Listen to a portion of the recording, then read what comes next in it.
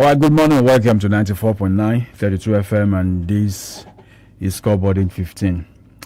I am Peter Omo. All right, so the African Cup of Nations still going on.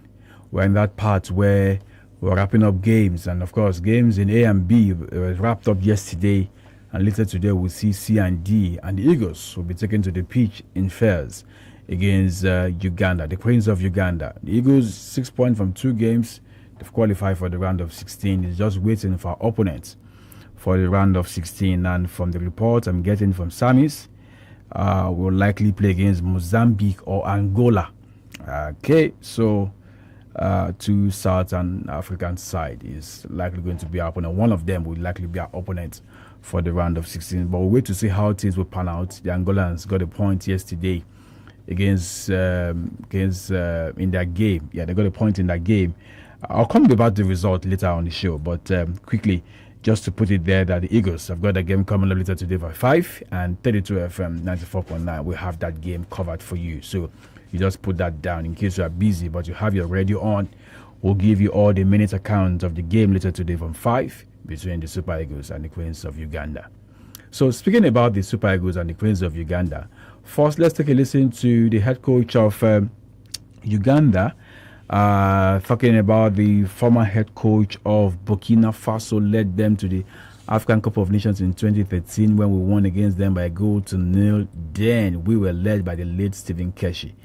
All right, so I've got the head coach of the team talking about Paul Put, speaking ahead of the game against the Eagles. Is not sure of the player that will take to the pitch later today. We saw the Egyptians yesterday make a whole lot of changes. The likes of Mo Salah, not even on the bench, was rested. Yes, the Egyptians, they've got the point guaranteed them for the round of 16, so there was no point for them playing some of their starters. Rest them ahead of the round of 16. So today also, will 𝐒𝐿 also rest some of the key players? So that is what Paul Put is not sure. But let's take a listen to the head coach of Uganda, and then we'll also have a listen to the voice of 𝐒𝐿 and Wilfred Onyenyedide. But first, the head coach of Uganda. Coach Victor Ademola from Nigeria. Looking at the fact that Nigeria already through to the next round, are you expecting to see a different Nigerian side? And do you have any plan to stop some of the talents that we have in our team? Could be possible because you have some players with yellow card. Maybe the coach will decide, but I cannot come in the mind of the coach. We are expecting that the team will play. So we know the individual quality of the Nigerian players, the side level. They play in higher level competitions in Europe. So we know also, we do also our video analyze. We know their strengths. So we have to be very concentrated. We have to be very aware about the things, and we have to be prepared and try to get and win the duels. That will be very important because this is one of the strength points of Nigeria. Okay, so just allow that, just to listen to the head coach of Uganda. All right, Paul Put there. So how about for the Eagles?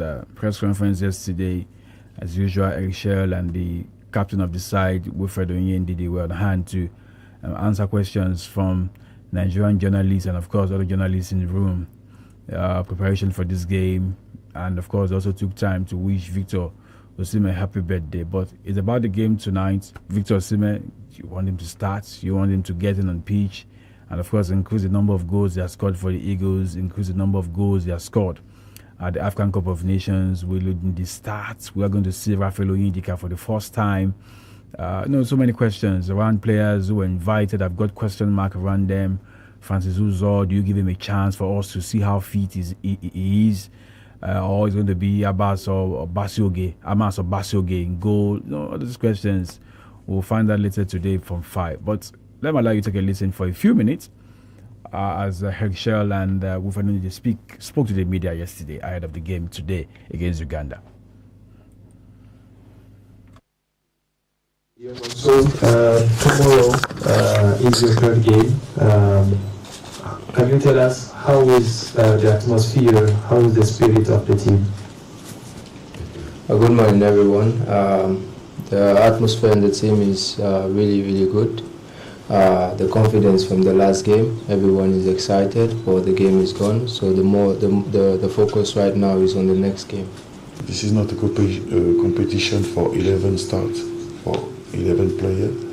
So everybody deserves to have a change, to show something, because sometimes the guy who only played just 5 minutes in the AFCON or in a tournament can bring the victory, who can make the last goal, who can score the last goal.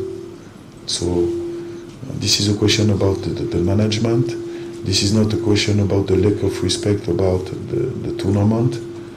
For me, I want to put the best team at this moment. Yeah, for sure. I want to win. The player wants to win. Everybody wants to win this game. But like I said at my first press conference, the first game is for the intensity and aggressivity. The second game is for the tactical choice. And the third game for the mathematics. So we don't need to do some mathematics. We just need to try to project us on the next round. But we want to win. The goal was I'm very happy for the goal. It was my first goal after so many years. And talking about the celebration came in memory of my dad. Like, I just remembered growing up how my dad was talking about Kanu and all. So and I also wear number 4. So when I scored the goal, it just came in my head like to do that celebration because I saw the video, you know. So that was all. That was what came to my head at that time. Well, when you talk about goals, and I have to score first to celebrate, you know. So I can't talk about the next celebration without getting the goal first. When I was the coach of the Mali, it was very difficult because it was my country, and I had a lot of pressure. And when I took this job for the Super Eagles. All right, so just allow that to play for a couple of minutes so we can understand what the situation was yesterday when these two guys were in front of the cameras and the media talking and, of course, giving the opinion. You had indeed spoke about the goal, where the inspiration came from, and looking for the next target from 𝐒𝐿 is going up, and then, making sure that the opponent that will be playing against, all of these things they put into play. So yesterday, Comoros goalless against Mali. Mali had a player sent off in that game. Good to see Hakal Fakimi back yesterday, playing a few minutes for the host Morocco, where they won against Zambia by 3-0. And Brahim Diaz looks like he's the one taking over, handling, saying these ones, I want to take hold of this tournament. So he got another goal yesterday. El-Kabi, that man who loves to score with some spectaculars, score with some overhead kick, the one some of us would say bicycle kick. All right, so, and of course, Angola goalless against Egypt. I spoke about Angola. Mozambique might likely be our opponent, but wait to see how the group stage will pan out. And then South Africa 3-2 against Zimbabwe, more like a Southern Africa affair in that one. One game in the Italian Serie A to wrap up the weekend. Olimpico saw Roma beat Genoa by 3-1. So the Premier League, there will be games today. The Nations Cup, there will also be games today. And so we've got a full Tuesday in terms of the complement of football games from the continent of Africa to Europe. Let's take a listen to the BBC. They will help us with the Premier League games for today. And when I come back, we'll come say au revoir for this morning, but the BBC first. BBC Premier League update from the home of Premier League football.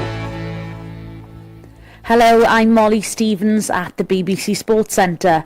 Arsenal manager Mikel Arteta says the club will be actively looking at signing new players during the January transfer window. The Premier League leaders, who spent over £250 million in the summer, have been hit with a number of injuries and could be without as many as 4 defenders for tomorrow's visit of Aston Villa. The window is there. I mean, we're Arsenal and we have to be looking at it. Okay, what do we need? And we have to be actively looking. And then can we do it or not? That's a different story. But our job is to be always very prepared because something can happen.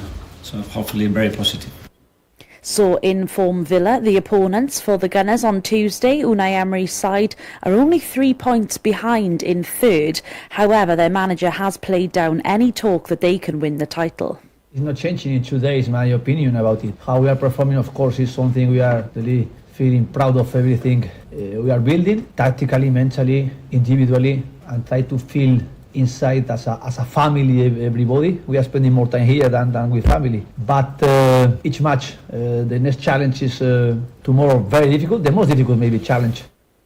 Ruben Amorim says if he changed Manchester United's formation because of media pressure, it would have been the end for him.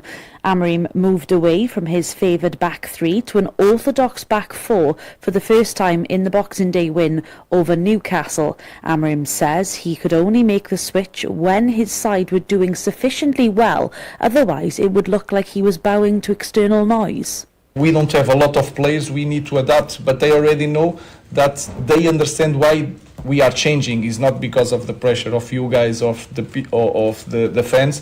It's because now we understand the way we want to play and the principles are the same. We can change the system and I think we are going to become a better team.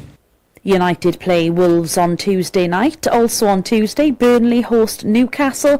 Bournemouth will look to turn their form around away at Chelsea. Everton travel to Nottingham Forest and West Ham United take on Brighton. For more football news from the BBC, you can go to bbc.com/football. BBC Premier League update from the home of Premier League football. And there you have it. That's the much we can take on the show this morning. When we come later this afternoon, we'll tell you about the African Cup of Nations as we build up to the Super Eagles game for 5. I am Peter Omo.